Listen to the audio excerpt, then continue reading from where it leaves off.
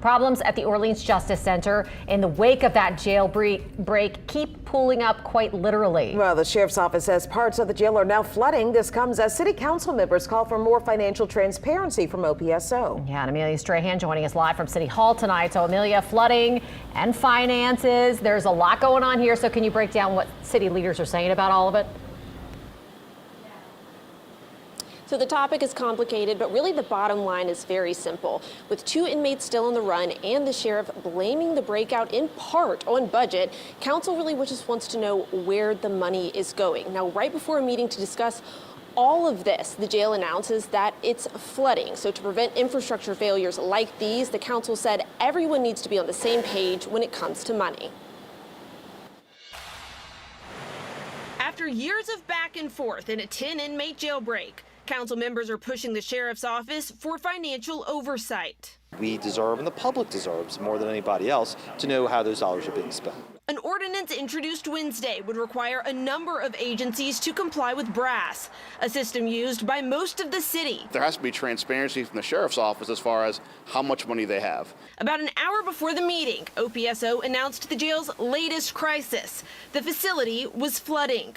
Last week, Orleans Parish Sheriff's Office asked the council for more money and blamed budget on a number of infrastructure problems, including security failures that led to the escape of 10 inmates. The law is clear. The sheriff runs it, the council pays. But Council President J.P. Morrell says before granting funds, the council needs to see how much money the department has and where it's being spent.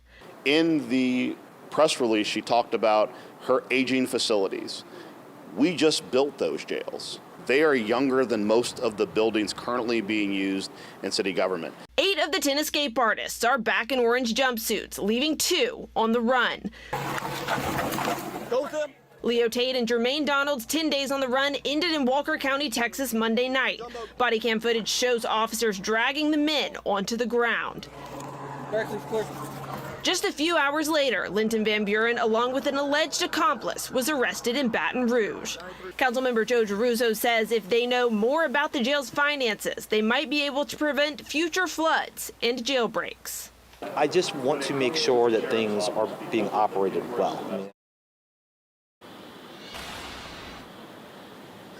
And the council isn't necessarily singling out the sheriff's office here. Other city agencies like the DA's office and the coroner's office are also being asked to comply with BRASS. Now, they also know this is not going to be an overnight process. So depending on the agency, the council is giving each department 1 to 3 years to make that full transition. Reporting from City Hall, Amelia Strahan, WWL, Louisiana. Okay, thanks so much, Amelia.